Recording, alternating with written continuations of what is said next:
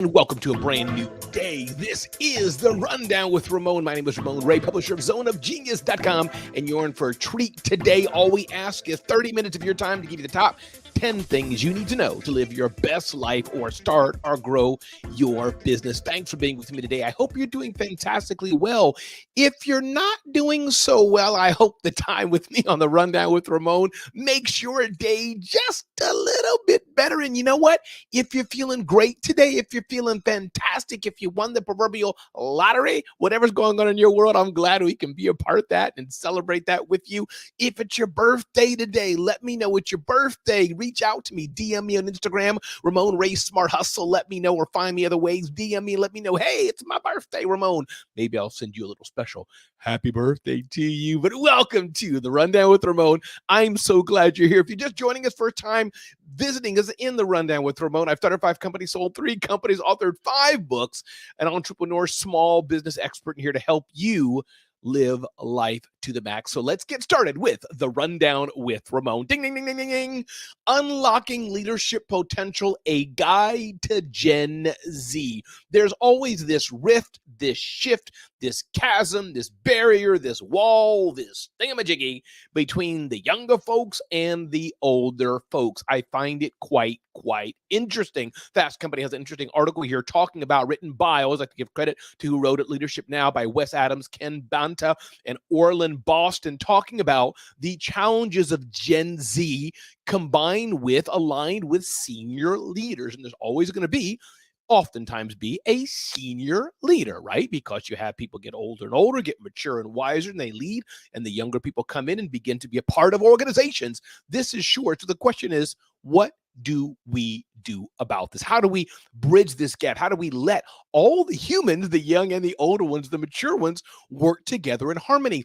Senior leaders, says this article, must step up to this duty by tapping into Gen Z's strengths, investing in their development, and helping them realize their full potential. And that begins, says the article, with core skills of effective communication, and builds by developing their existing abilities to drive multi-stakeholder, and it goes on and on and on. But what I thought was interesting, because the article breaks down 4 Gen Z strengths that leaders should lean into. Think about that selves. Maybe you have children, not very young children. Maybe you have children who are a bit younger. Maybe you have 20, 30-year-olds, however old Gen Z is. I don't know. I should know, right? But the point is, they're younger. They're going to think differently and be different than you are or you were. So how can we leaders work better and enhance Gen Z? And yes, you may be saying, Ramon, we'll give the message to Gen Z people. I'm sure we'll do that at some future episode to The Rundown with Ramon. But let's unpack these 4 things about how 4 Gen Z strengths that leaders should lead into. 1, informed but demanding decision makers. Gen Z has never known a world without the internet. They grew up with instantaneous access to the combined knowledge of humanity. And that's something important to realize. At the age of 51 years old, I remember a time when I was being at my primary school, going and looking at the Encyclopedia Britannica. I remember that time period, looking in the Merriam-Webster dictionary, required having that in school. And then eventually we moved to CD-ROMs. I remember we got the encyclopedia. We could click on it and see little videos of how the body works. And that was really cool. But it wasn't really internet-based until it got a bit older. But our younger people have grown up in an internet age. They take for granted, says the article, having exposure to a diversity of perspectives that previously took a lifetime to experience. So understanding that Gen Z is informed and used to just typing things and having it right there. They also get angry about what they see as the unethical and environmental failures of older generations, writes the article. So we leaders must understand that. Number 2, resilient adapters. This cohort, talking about Gen Z, has come of age in an unprecedented time. They communicate more via devices than face-to-face. Many were hired, in fact, via, you guessed it, Zoom. So this is not something we have to resist. This is not something we have to push back. I would dare say it's something that we can embrace. According to Jonathan Haidt, author of, and that's HIDT, author of The Coding of the American Mind, unsupervised time for children has declined significantly over the past 5 decades. He writes, many of us were allowed free play as young as 5, but the average age that a Gen Zer was allowed to go outside without supervision was closer to 11. It's a whole new world. So resilient adapters, social champions, Gen Z is leading a sea change in workplace dynamics and social impact action. This is a real thing. What are we going to do about it? Gen Z's gravitational pull over colleagues of all ages is actually reshaping the meaning of work and the role work plays in shaping our identity, said Sydney Roche, global chair of Edelman's Employee Experience Advisory Practice. Next point here, I think this is point number 3, digital prodigies. AI is coming for us all. And in this world, in this era, Gen Z truly shines. They're right here on the cusp, embracing, enhancing, and pulling in AI and other digitalization tools. This is a fact. So my point is, for us leaders, as we're talking about how we can unlock leadership potential, a guide to Gen Z, it's an opportunity for older leaders to embrace, learn from, leverage, and enhance Gen Z. And I must say to my Gen Z colleagues and peers, this is an opportunity as well for you to step up, for you to learn from those who've been there before you and do that. If you're just joining me, my name is Ramon Ray. This is the Rundown with Ramon. I'm so glad you're with me today. Thanks for being here, because if you weren't here, it'd be a very lonely show. Crickets, chirp, chirp, chirp, chirp, would just be here. So I'm glad you're here today. And again, you can get to know me better. DM me on Instagram, Ramon Ray Smart Hustle, or find me across all the platforms as well. Moving forward, ding, ding, ding, ding, ding, ding, ding. How to be more agentic. Now, this word I didn't know. I've heard the word agency bantered back and forth, but I wasn't really sure what it meant. But how to be more agentic from our friends at Every.2. It's never too late to control your own fate. I want to write something here. I want to quote something here from Kate Lee, the author of this. I believe it is this article. To succeed as a startup founder is in many ways to be a high agency person. And so what does high agency mean? Somebody who finds a way to get what they want done, who bends reality to their will, no matter the circumstances.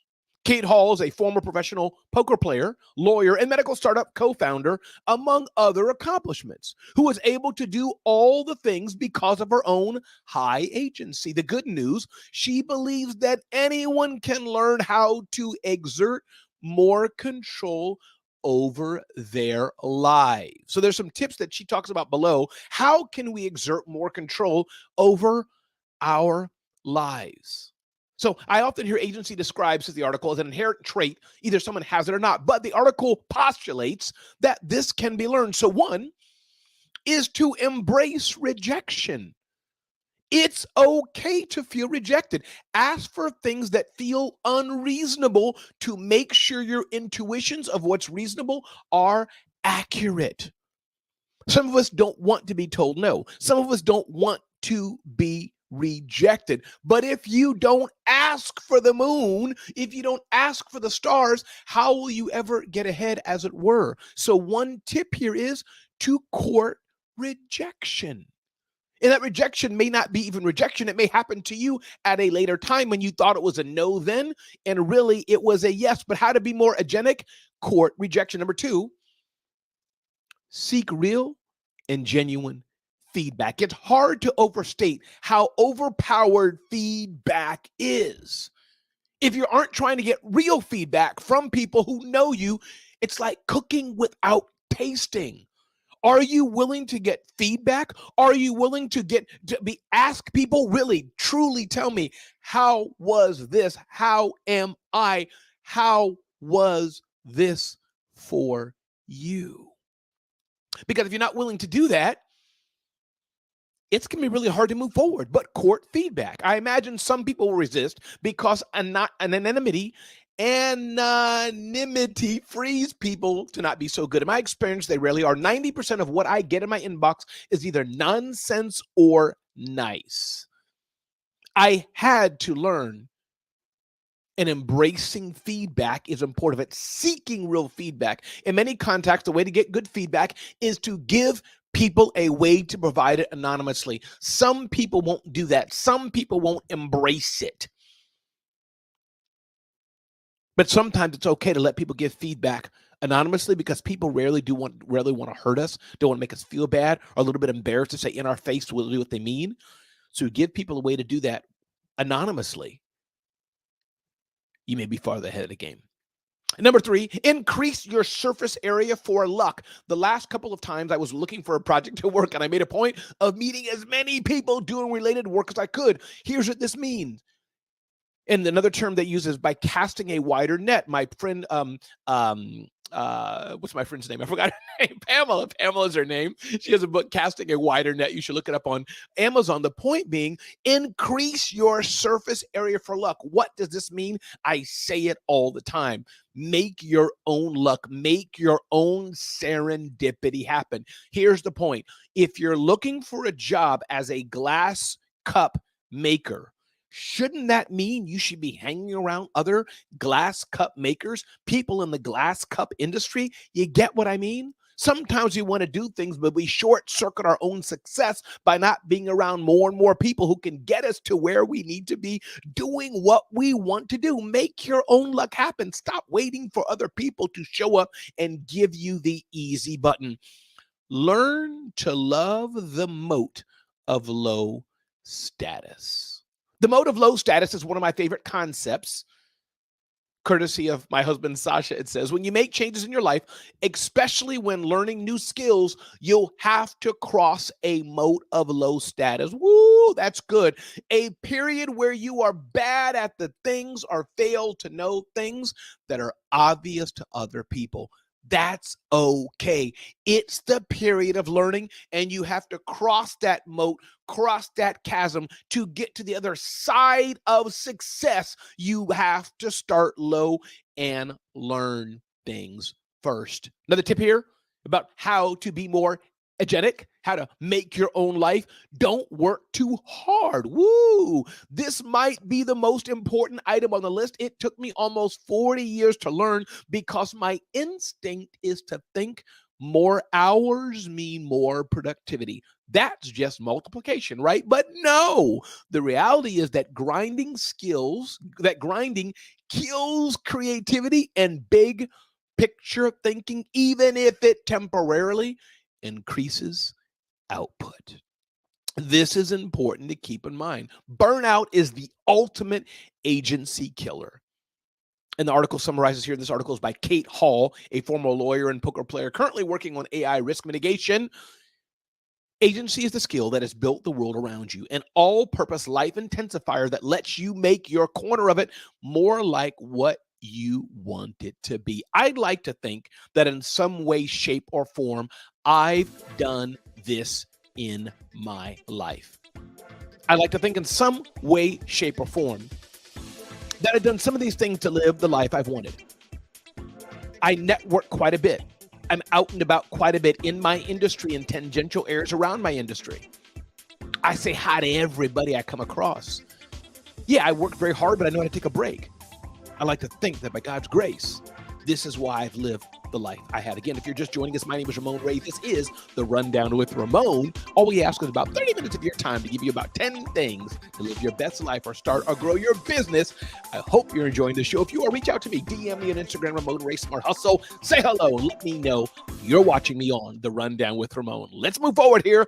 Ding, ding, ding, ding, ding, ding, ding. Why it literally pays to be pessimistic, grumpy, and even occasionally angry. And this is backed by neuroscience. Interesting article written by Jeff Hayden.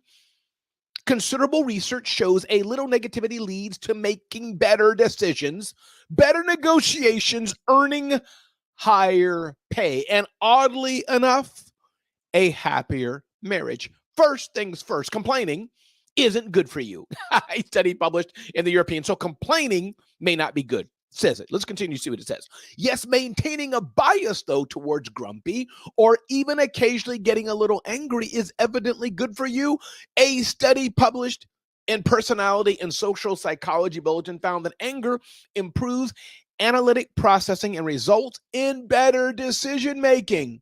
Who knew? Listen, I don't believe everything that's published in studies. Some studies I think can be politically motivated, etc. Would like to think not, but I think some are. But many studies are useful for us to at least cause us to think about. And then there's this: an Institute for the Study of Labor paper determined that while optimistic employees tend to earn more, self-employed pessimists earn more or were less likely to fail than self-employed optimists, at least in part due to the fact optimism is often the enemy of analysis. I'm going to have to read that again. And then there's this: an Institute for the Study of Labor paper determined that while optimistic employees tend to earn more, got it, optimism, you tend to earn more, self-employed pessimists earn more than self-employed optimists. So if you're an employee, it's good to be optimist. But if you work for yourself, maybe it's better to have a little more pessimism than not, interestingly enough. So that's because your amygdala is effective, but not particularly discerning. Your amygdala interprets feelings of grumpiness, irritation, or anger as a sign of trouble and deploys chemical resources to help you deal with the situation. So I'm not saying that you should walk around life being grumpy or sad or angry or mad. I don't think that's the point of the article, but I am saying it's giving you a little grace. Sometimes being a little, that might help you just a little bit in life and not always walking around so cheerful. Having said that, I will choose to always be positive. I will always choose to be cheerful. I'll always choose to be upbeat, always choose to be high energy and happy, because that's the way I roll. And again, this is The Rundown with Ramon. Thank you so much for watching as we move on here in our show. Hope you're enjoying the show today on The Rundown with Ramon. Why Adam Grant says you don't owe anyone a favor. Interesting. Adam Grant is a professor at where Harvard, Yale, somewhere, famous guy he is, written a number of books and etc. But Adam Grant says this: people who help you appreciate heartfelt expressions of gratitude, but they don't want offers of reciprocity. And I really believe that. I don't like it at Christmas time or other times. I give people a gift. I do something for others, and they automatically jump back and think that they have to. What can I do for you? I get it. We want to be mutually giving back, but it's not always, what can you do for me? Just be grateful and accept it. You know what I mean? So here's the thing. Recently, Adam Grant shared a story about a colleague who thanked him for a referral. She sent a beautiful note about how much she appreciated the connection. As Adam Grant writes, let me recount this to you again, this article in ink. I was thrilled to hear the therapist had been helpful, but there was one sentence at the end of the note that didn't sit right with me. Her closing line was, I owe you one. Although I appreciate the gesture, I'm not the godfather. My help doesn't come with strings attached. If I take the time to do something for you, it's not because I'm a matchmaker looking for something in return. It's simply because I aspire to be a giver. I enjoy being helpful. My effort to support you means that I think highly of you and might even care about you. When you say you owe me, it reduces my investment in you to an accounting transaction. Woo! This is a powerful concept. Dear people, listen to this and listen to it carefully. I get it. People do things for us. We want to feel that urge to give back or whatever. But stop. Be grateful. Say thank you to them. Be grateful. Say thank you to them. But you don't have to feel you owe them anything. This is an important concept to keep in mind. You don't have to feel that you owe them anything at all, and it cheapens what they gave to you when you always feel that you have to reciprocate back to someone. Again, my name is Ramon Ray. This is The Rundown with Ramon. If you just joined us, all we ask is 30 minutes of your time to give you the top 10 things you need to know to live your best life or start or grow your business. Let's talk JOMO, your new best friend in beating burnout. For my friend Phil Gerbishek, the joy of missing out is a good friend to have, says Phil Gerbyshak. So what's the deal with JOMO? JOMO is basically giving yourself a high five for sitting one out. It's about loving those nights in solo adventures or just doing your own thing without feeling like you're losing out. This vibe is perfect for anyone who's feeling stretched too thin and needs a reminder that slowing down can actually be pretty sweet. I'm sure we've all been there. I'm guessing we have if we're human. Haven't you been there? I want you to close your eyes right now and think back to the times where you felt that anxiety building up because you weren't there.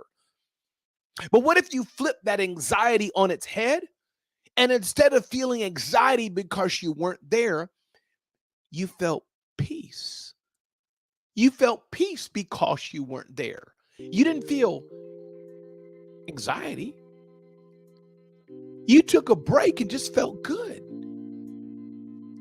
You didn't feel that you had to do all the things. You didn't feel you had to speed up and rush. You didn't feel that anxiety building within you. You were like, it's okay to chill. It's okay to step back and relax. It's okay that I don't have to feel rushed to do so many things. We don't always got to rush. We don't always got to do everything. It's okay sometimes to step back, sit back, and relax. It's okay to miss out when you reframe it that you don't have to do all the things. Well, you won't feel so rushed. My name is Ramon Ray. This is The Rundown with Ramon, and I'm so glad you're here with me today. Let's move forward in The Rundown with Ramon. Ding, ding, ding, ding, ding, ding, ding. 7 proven ways to reduce wasted time in your daily life. Wouldn't that be nice, says Ched Willardson, writing an entrepreneur, how we can live better lives by not being so rushed and making deliberate choices about how we spend our time, minimizing wasted time by implementing strategies like silencing notifications, limiting social media, scheduling personal priorities, and delegating tasks and more. This is one way we can live a better life. We don't have to rush all the time and do all of the things. Silence the noise. Turn off unnecessary notifications if you want to stop wasting time. Use social media with caution. It's okay to step away and not use social media all the time. It's okay. Don't go and see every new movie that comes out. This is a nice tip. Let go of the binge watching culture. Let it go. Find balance with the news. This is interesting as well. Schedule personal priorities. What are some things you could be doing in your life to make your life better on the personal level? Delegate, delegate, delegate to boost your efficiency. Writes Chad Willardson in the Entrepreneur Leadership Network, who's a contributor here, founder and president of Pacific Capital, a fiduciary wealth advisory firm, on and on and on. I think this is right, though. There's so many simple things we can do in life where we don't have to feel rushed to do all the things. Ding, ding, ding, ding, ding, ding, ding. Do you have what it takes to be an entrepreneur? I wonder, do you have what it takes to be an entrepreneur? Writes Tom Lewis. History has shown that great companies are created by hard work and constant improvement. Yes. And if you didn't know this already, entrepreneurship takes a lot of work, at least 60 hours per week, and you can't quit. It's risky because you might go broke. Entrepreneurship is getting a lot of love these days, and for good reason. The speed of change is occurring at such a pace that old ways are quickly becoming obsolete, creating new opportunities, writes here an entrepreneur. My point to you, before you start your business, if you haven't started already, before you start the path of entrepreneurship, before you start doing what you want to do you have what it takes to be an entrepreneur? It's not for everyone. The behavioral traits needed are that you should be assertive, fast-paced, persistent. 3 motivating values are that you should be utilitarian, meaning you value efficiency and return on investment. Frugal. You have to have a bit of individualism in you. without being theoretical. My point being, there's not everything that you're going to have as far as being an entrepreneur, but I do find there's some traits that are more important than others. And if you don't have them, I would dare say you're going to miss out. Ding, ding, ding, ding, ding. Quick news item. The founder of Match.com is now in the baby business, and her best success tips are relevant to all entrepreneurs. Interesting. Trust and safety are critical to success. Your brand should solve a problem. Women founders should tackle their ideas with confidence. So Match.com founders in a new line of business, but guess what? The past success she did to build her business also is what she's using for her current business. And one of those things is your brand should solve a problem. Match.com solved a problem. What was the problem solving? People wanted to connect to people on a certain demographic, psychographic level. Match.com did that. What about BabyQuip, which is now solving a significant problem? As you're starting your business, as you're doing what you're doing, ask yourself, is this solving a problem? Ding, ding, ding, ding, ding. The Art of Meaningful Relationships. Again, from our friend Phil Gerbishak. He always has great insight. But the art of meaningful relationship, this is so critical. My personal practices for building relationships are as follows, as Phil. 3 things. 1, birthday wishes. Happy birthday to you. By the way, if you want me to sing you happy birthday, just DM me on Instagram, Ramon Ray Smart Hustle. Say, Ramon, it's my birthday. And I'll send you back a note. Spontaneous check-ins. Daily social media engagement.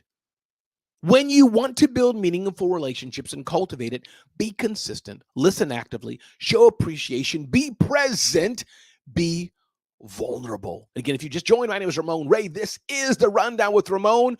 Moving forward to a few more tips of the day. There's our last one here. Cultivate innovation and resilience for entrepreneur success. What does that mean? Writes Forbes. Cultivate innovation and resilience if you want to be an entrepreneur. This is what kind of we just touched on to remind you, as you're looking to be a successful entrepreneur, there's things you just got to have. This fun note here. Is cabbage the new bacon? Is cabbage the new bacon? Well, I don't know if cabbage is the new bacon, but it looks like studies are saying that. In a world in which it's hard for a vegetable to get a break, cabbage is winning. Cabbage has been a global culinary workhorse for centuries. China does it. Russia eats it. It has fed generations of American immigrants, but now a vegetable that can make your house smell like a 19th century treatment has become the darling of the culinary crowd. In Denver, Sap Sua sprinkles a charred cabbage wedge with anchovy breadcrumbs. Wow. For a story of the Times, I spoke with farmers, chefs, and food critics and ate cabbage in 3 cities. So it looks like if you didn't know it, now you know it now. Cabbage is coming back in fashion. Listen, everybody, my name is Ramon Ray. This is The Rundown with Ramon. I'm so glad you're here today. I hope you've enjoyed this edition of The Rundown with Ramon. I hope you've learned something to help your life or help you grow your business. Thanks so much for watching The Rundown with Ramon.